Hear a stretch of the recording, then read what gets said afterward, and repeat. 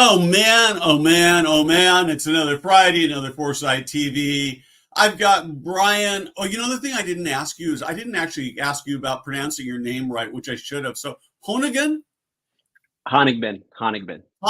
Man, I butchered that so bad. I've got Brian here, and we are going to talk about social media. It is really rare, honestly, to get somebody on Foresight TV who's been exposed in so much of the big press. And so this is going to be a crazy cool conversation.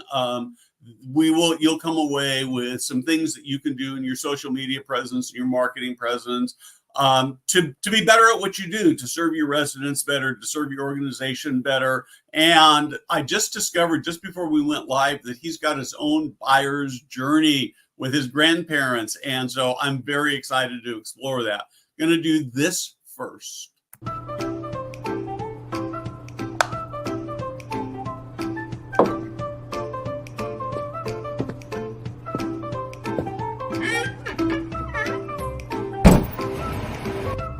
Hey guys, Steve Moran here.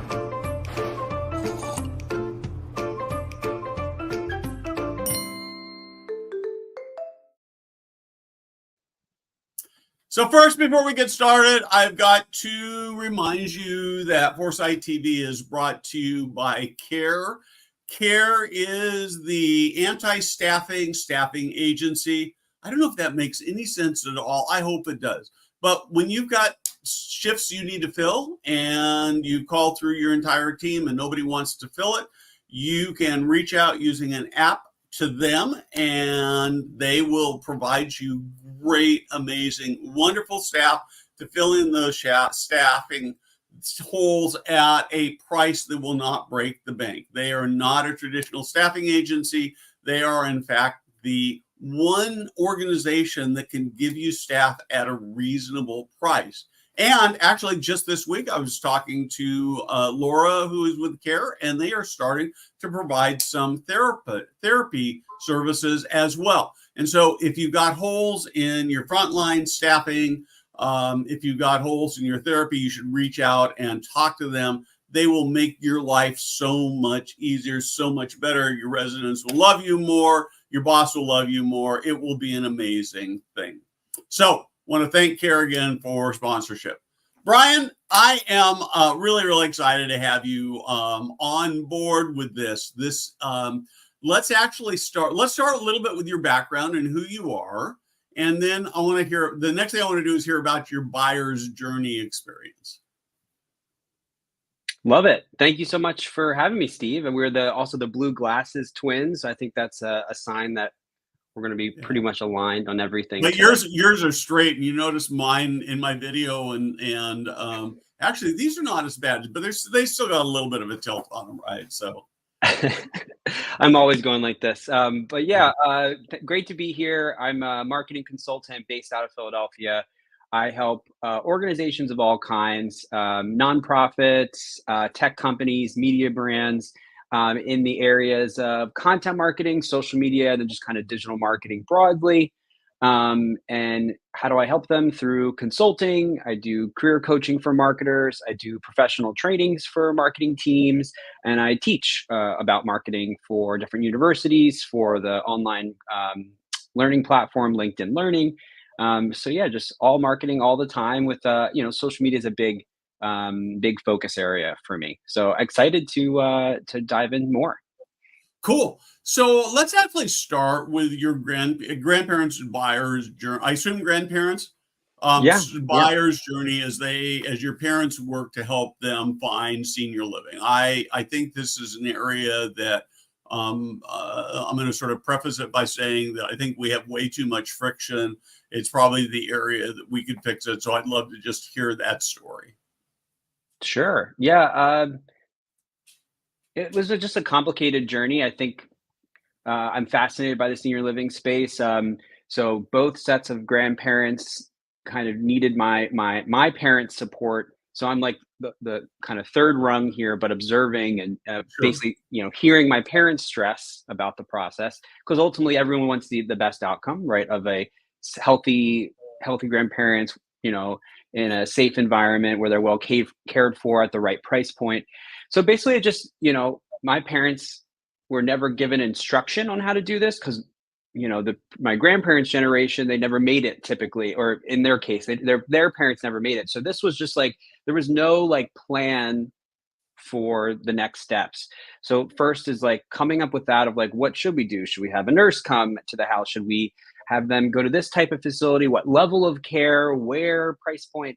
And I just watched my parents do it correctly, but you have to, do a ton of research that was hard to do online, right? I think um, it was just, from my take, I don't claim to be a senior living expert. From the outside in as a marketing person, I felt like the research outside was really hard to get a real take of what these different communities offered. So that part was stressful in that you had to really go there, and which of course you have to go and do a tour and everything. But yeah, the online research was not easy to do.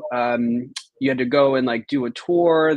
You're only going to get the pretty picture, the facade of what the place is actually like. It's really hard to get down to the biggest thing of, are people here well cared for? Are we putting our family in a nursing home?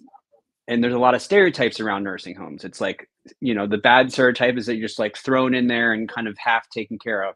And that's of course what I would imagine anyone wants to avoid, is like a place that truly cares about your loved ones. So yeah, it was just like a stressful process for them to figure it all out. My one grandparent had to like put a deposit down like at least a year before. There was like, that was one of the better ones, and it was like a long wait list, and yeah, just a really complicated process, and a lack of clarity on like how to assess what's actually the truth in terms of the quality and services offered.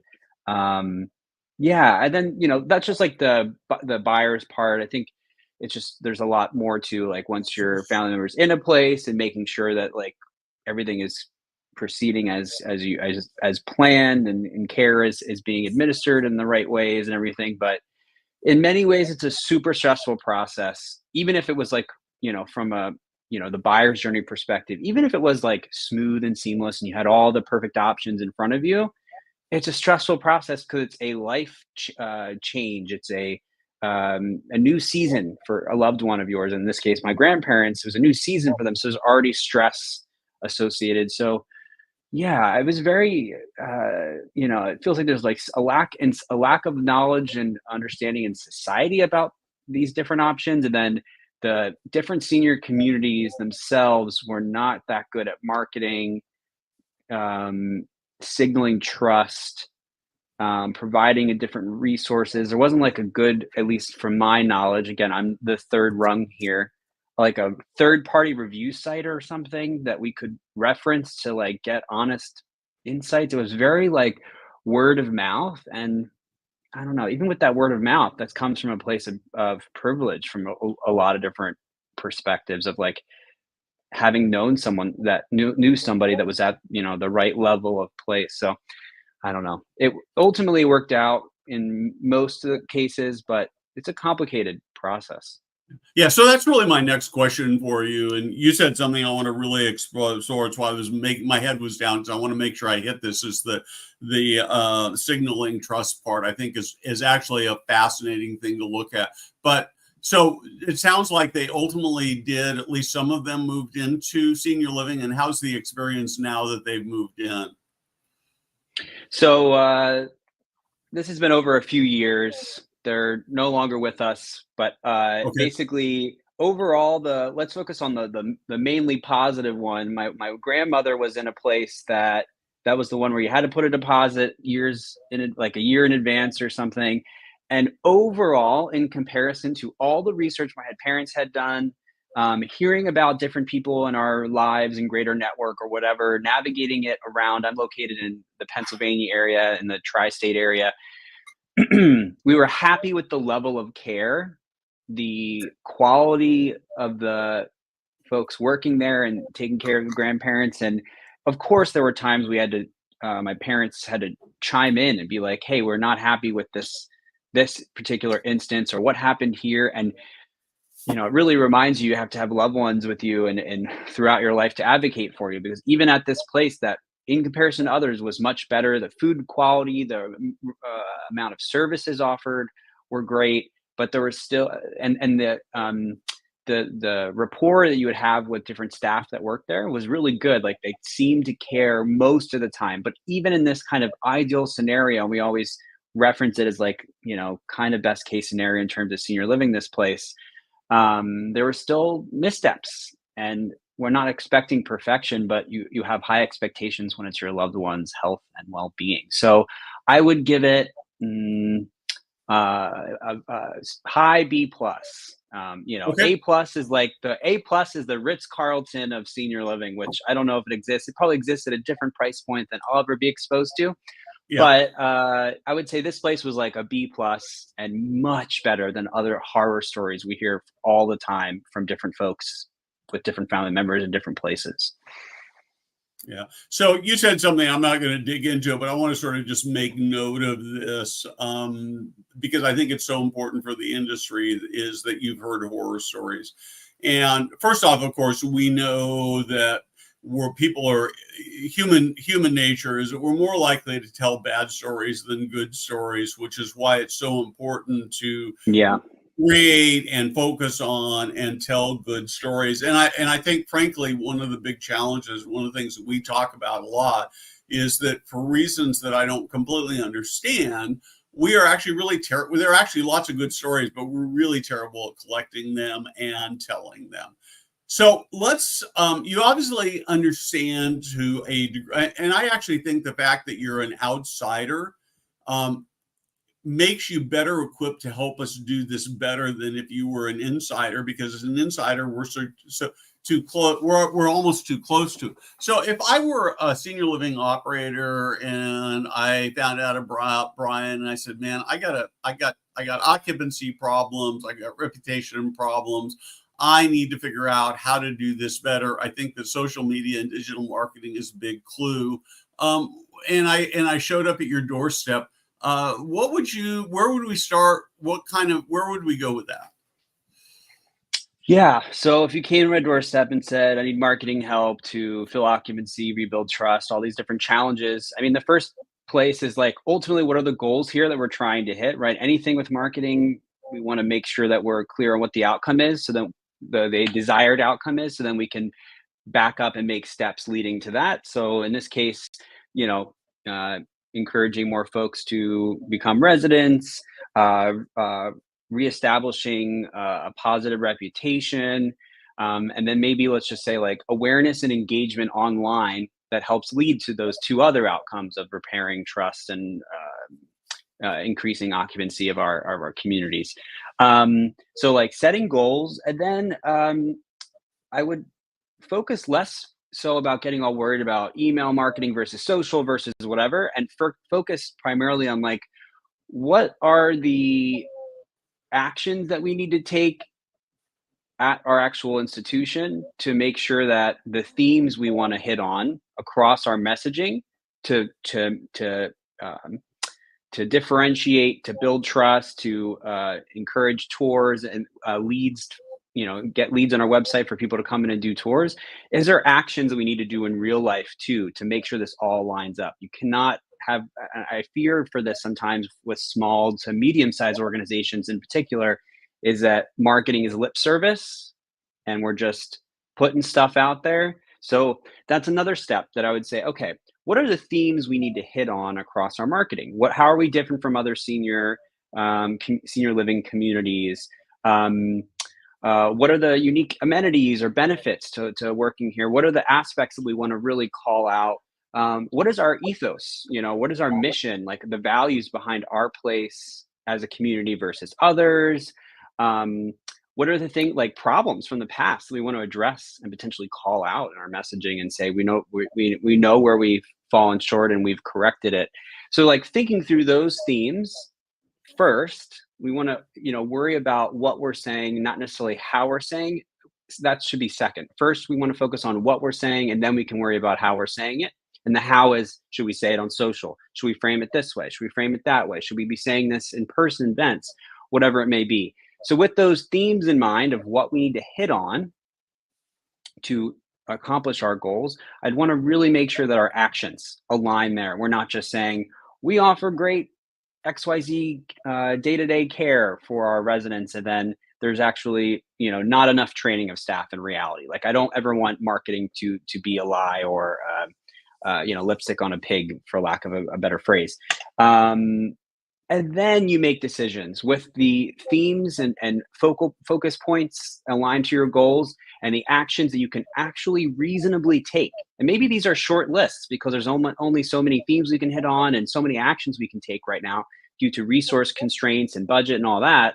Then we can say, okay, what's the best place to tell these stories? Where are these buyers spending time? Is it make sense for us to be active on LinkedIn on a consistent basis? Should we be active at different events in the XYZ community? Should we be using TikTok on a frequent basis to share videos of our resident, whatever it may be? So it's focus on what you're trying to say first, then determine the how. So that's like the first pass, first conversation, first sets of strategy discussions, so that we're always coming to a place with a very strategic intent here, so that we're not wasting anybody's time. Because I love marketing. It can really work. It can also super waste your time if you're focused on the wrong aspects of it.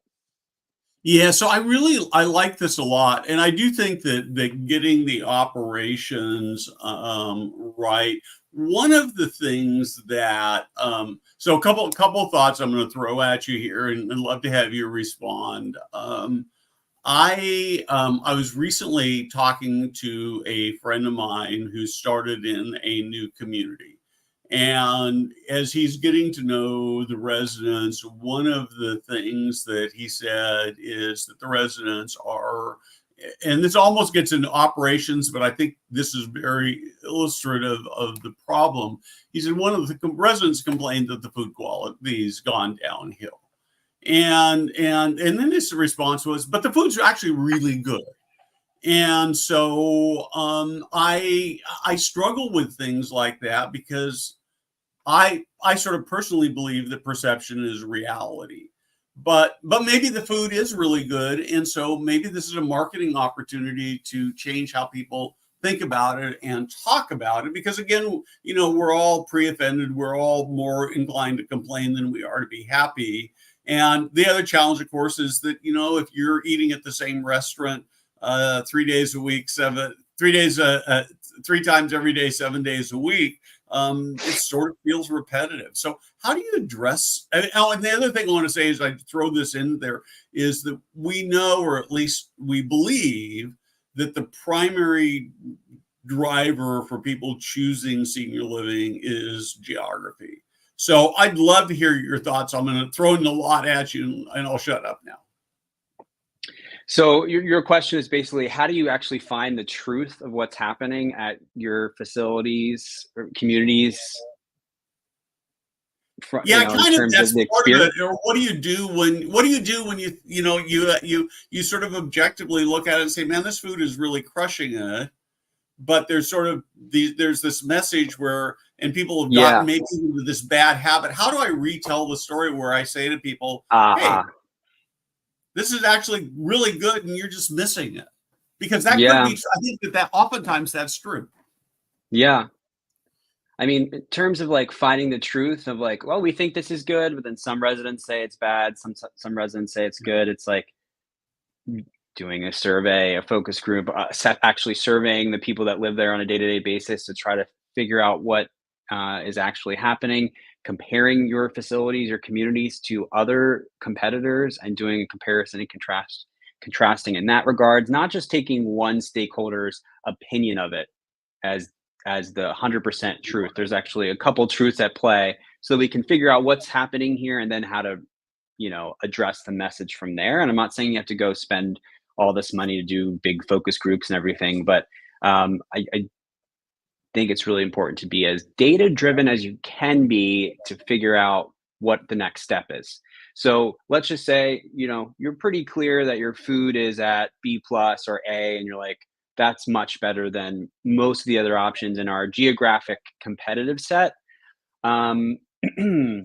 I would, and you want to tell the story better. I mean, there's not really one approach. It's, I would say, how can we tell the story in different ways, and then see what feedback we get from that approach. So one is, how can we feature the positive stories from the people eating the food on a daily, the residents? How do we feature them in a consistent manner so it feels authentic? They feel like a good representative of us, of our facility, of course, with their permission. We're not just like out of nowhere showing up and filming people eating. Um, that's one way of getting a message across in a different way. Instead of saying, well, look how great our food is, yum, yum, you want to show versus tell in most circumstances with marketing. So that's one way to do it, is actually featuring your actual, in this case, customers or residents, and having them tell the story for you. Of course, you pick and choose which ones you want to uplift. Not every resident, is going to have good things to say, no matter how great That's make your food offerings. Another thing would be better personalizing, communicating how you're personalizing food options. So I'm not a food marketing this expert in the food marketing space per se, but I think it would be beneficial to pay attention to what are the food trends in market right now, in terms of like, what do people seek out in their diet, their typical diet. What are people looking for across different age groups? I am, again, not the expert on food trends per se, but I would say, okay, it would be pretty helpful if there is, I don't know, vegetarian options, if there's diversity of different types of food served from different backgrounds, giving people that sense of like there's options to choose from, as opposed to um, this stereotype we have in our mind of a terrible nursing home that gives you cafeteria slop. That is what we're actively fighting against, and we have to do everything to show the much the much more appealing truth of what's at play. So like showcasing that, some days we have all these like the salad bars, someday we have this option. And I'm not saying, this has to be a crazy expense. It just needs to um, demonstrate how are you personalizing to the interests, the food interests of this geographic region, if there is any specifics to right. to um, tie into, to connect with. So those are like two things that come to mind, is like better Perfect. personalize it so it's not just generic. We serve, roast beef on Tuesdays, like something specific and personalized. And then Yeah. how can you get the residents to help you tell those stories by featuring them across your marketing? Yeah. So, how do I guess, man, where do I go next? Let's talk about the most important. Let's actually come back to the thing you talked about. How do we signal trust? I think that's, because even if nobody actually says it, if I'm looking a place for my mom or dad, assisted living, memory care in particular, um, the ultimate question I have is, I'm going to have two questions. First one is, are they going to be safe? And the second one is, are they going to have a good life?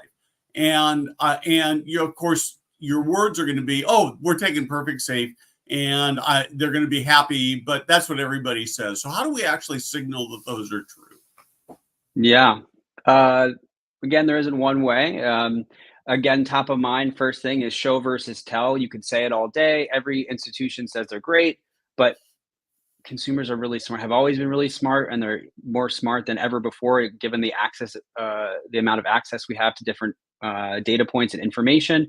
So showing versus telling, have actual residents featured in your content, whether it's, in videos, testimonials, feature not only just like this place is great and just like quick, short snippet that doesn't really tell us anything, but can we hear a full story of an active community member that was really engaged in the benefits and the services that a particular senior living facility offered? And like, can that be a 3-minute video? Can that be a little bit lengthier blog post to actually go into the nuance and hear the story with the strong beginning, middle, and end, so that we were saying, where that person was when they first got here and whatever they were dealing with, and how did their life improve being here. Was it, they felt less socially isolated, they got better ongoing medical care.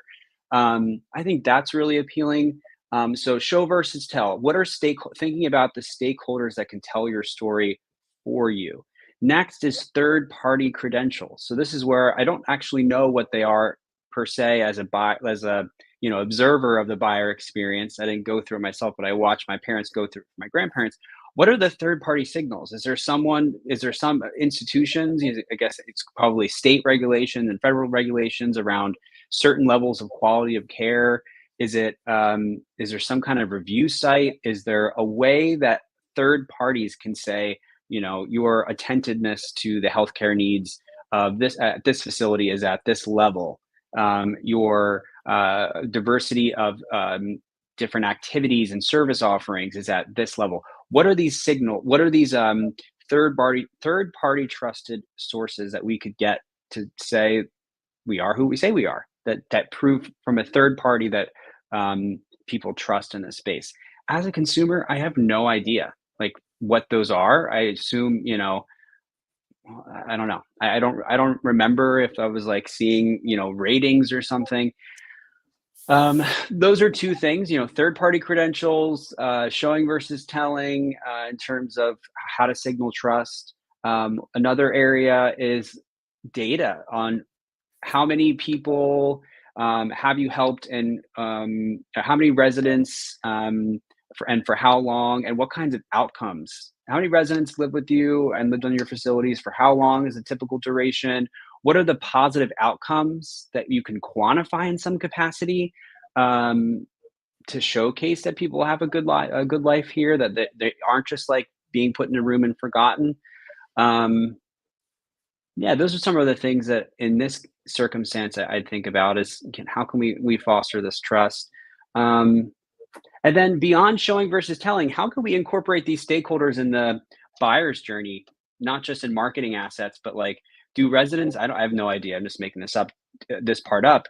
Do residents like help give the tours at some senior living facilities and talk you through their firsthand experience?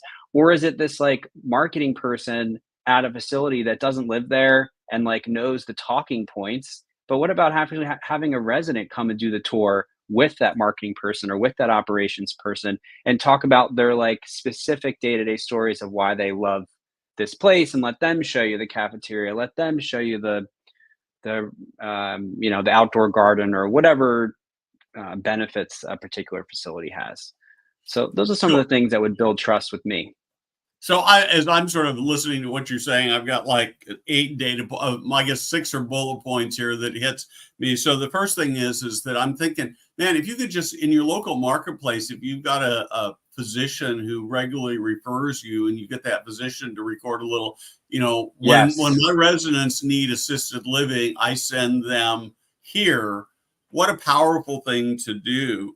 And, if you have good online reviews, I don't know that I've ever seen a senior living community organization or community actually say, hey, go look at my reviews on Google and see what they say. Check out these comments. I think the fear is that they'll do that and somebody will come up with a negative. But, a few negatives, I don't think really hurt you. In fact, if somebody got all 5 stars, I don't trust. I assume that they're manufactured. And Exactly. and I love this data thing of just talking about that. I think that we haven't done a very good job of that. And using residents to do tours is really, really cool. So Christine asked, where would you look to discover trends in terms of any consumer driven services? Do you have any thoughts on that? I mean, I would, for this specific field, I would, watch Foresight TV and learn from other, from here and other publications and creators covering this space to get very nuanced, specific senior living trends that are working, things that aren't working, so you can avoid them or prevent them from happening, and things that you can look to that trend and adapt it to your very specific circumstances. What I would say is, looking at, in a very specific industry, there's only so many trends you're going to see, and I feel like senior living is pretty specific. I would, as best possible, look outside of your industry on, listening to podcasts about small businesses and medium-sized businesses, taking courses, reading publications that cover service-based businesses, and seeing what greater trends are happening in the larger market, even if it isn't directly, related to senior living, seeing what is working somewhere else and and considering how you might apply it, adapt and apply it to your circumstances. So I always say, it's up to your personal media consumption preferences, but what is a format of media that you like to learn from on a consistent basis? For me, I have different types for different reasons, different kinds of learning. I like podcasts from different business leaders and marketers that give me kind of more in-depth insights and discussions on stuff. I have different newsletters to skim through latest updates in various fields. So it's not about one particular podcast or course to take. It's like, how can you kind of create your own media diet, where you're getting insightful analysis of what's happening in the business landscape for service-based businesses, and then trying to apply some of those learnings that might stand out to you in your day-to-day. So there isn't go to this exact podcast. It kind of depends on what you're trying to learn specifically, what kinds of trends you're trying to pay attention to. But I would imagine it's a limited landscape in senior living. So I would say sometimes, watch Foresight TV, and then also see different trends in across industries and see how you can apply those.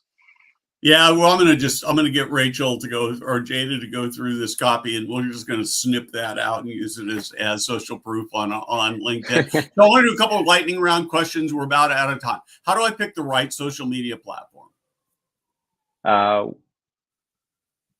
Where you have the audience, there's an audience match, and you have the resources to show up in a consistent, valuable manner. That's how you should pick it. You shouldn't have to be everywhere.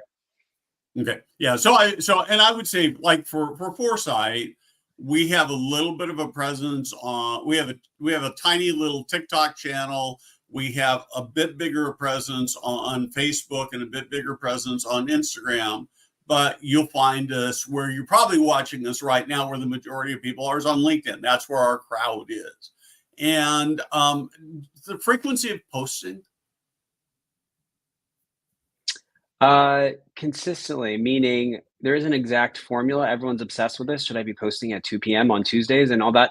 What's more important is that you're showing up in a consistent manner. So it's often a few times a week on whatever channel, so that people and at semi-consistent times of day, so that people build a memory of, I can expect to hear from Steve on Tuesdays and Thursdays about these insights on senior living. It's about building a memory, a rapport with people. So don't get caught up in following some best marketing practice mumbo jumbo. Is how can you show up consistently enough that you have the resources to maintain it, and that you're not being forgotten for the expertise you have to offer. Video versus text versus any thoughts on particular types of way of messaging?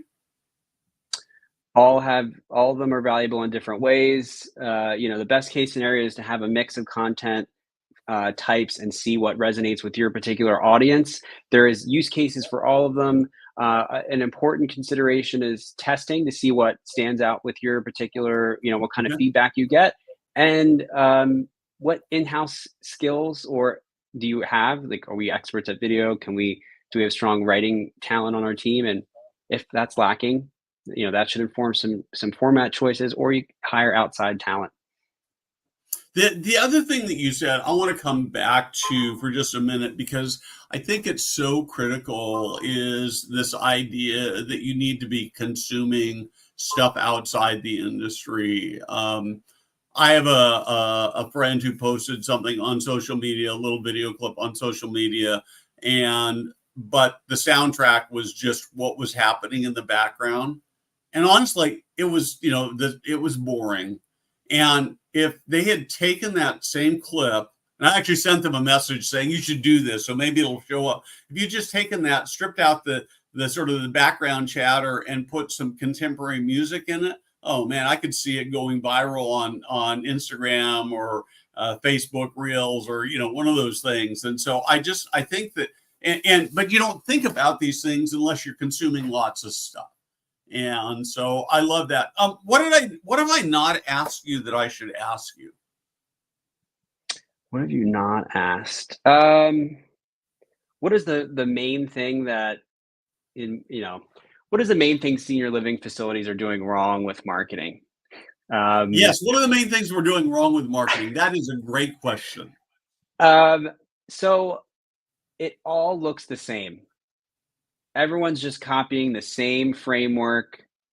It's rare to see from my vantage point anything particularly unique in terms of how senior living facilities, communities are marketing themselves. It's really hard to say, oh, that one's differentiated for these 3 reasons. This one is known as superior for that. Without having like someone there for a word of mouth, like kind of recommendation, it's really hard. Like all the branding seems the same. It's very safe marketing. There's no like risk taking. And I'm not saying you need to like go and, I don't know, buy a billboard in Times Square, or like, be the innovator on TikTok per se. I'm saying, what can you do differently that adds value to the types of residents you're trying to attract, and communicates what you uniquely offer as a facility? And if you can't do that, you need to take a step back and figure out, okay, talk about those themes that we hit on in that first question of like, what are the themes we're trying to get across? What is our mission and ethos here? Like, what is it that we uniquely offer here? And it doesn't have to be this like big marketing mumbo jumbo rocket science. It could just be like an honest conversation about the things that make your organization and facilities special. So without having done a deep dive into senior living, that's what I would say is like a big marketing issue, is that everyone comes across the same. Yeah, so I love that, and I'm thinking as you're talking about that, I'm sort of thinking of where else do you have businesses that are really the same but have been able to differentiate themselves, right? And so I'm thinking, look at what Southwest Airlines has done. I mean, I'm going to go to LA next week, and I can drive and I can fly Southwest, I can fly American, I can fly United. I'd probably fly Spirit. I don't know who else. So probably I have 5 or 6 options, right? And mostly, Spirit differentiates itself as the cheapo airline, which there's a market for that, right? So there's nothing wrong with that. Absolutely. But then you look at United and American, and they're kind of like, yeah, they'll get you there. And then you look at Southwest, and you go, oh, yeah, cheap but fun. And I think that thinking about it like that is a great way to do that. So I love that. Yeah. Okay. Anything else? I really like that example. It doesn't have to be, like I said, sometimes marketing, like you need to be strategic and thoughtful about the choices you're making, so you're not wasting your time with it. But like you just said you just gave your quick, how do these airlines differentiate themselves? That's what it comes down to. Is nursing home or senior living facility XYZ? What is that one? What is the gist in one sentence? How can I sum it up compared to my competition, the geographic region? That's what we're trying to get at with standing out. As you're going through, I was thinking Delta. Delta is super known for its loyalty, Delta Diamond, whatever, loyalty program. I don't even know all the instances, but I know people talking about it so consistently. And that's one thing, is that's like, you get really rewarded for being a consistent flyer with them. We're looking for one thing that is like, at least one thing. It'd be nice to have a couple that helps you stand out as a senior living organization. And that can make all the difference with your marketing. Yeah, pop that comment up, Jada. So I love this, right? Because I was just thinking that I've been in buildings that, well, what makes you better than the guys down the street? And I'll have the salesperson say, I don't know. And you could be something as make a decision to be the friendliest community, right? Yes. Right. Is that rocket science? Yeah. Yeah. And that would be like crazy. So Absolutely. So keep it simple, stupid. That's absolutely right. Brian, I wish I had another hour. We'll probably need to do this again sometime soon if you're willing. This has been great. I would encourage people to share this episode out. And you've given me, I've got a whole page of notes here of articles to write, which of course I will give you credit for. And this has been terrific. People can find you on LinkedIn and your website. They can search absolutely. your name. And Yes. With that, we will be back next week with a great show. I hope you have a great weekend. Don't forget to make the lives of your residents and your team members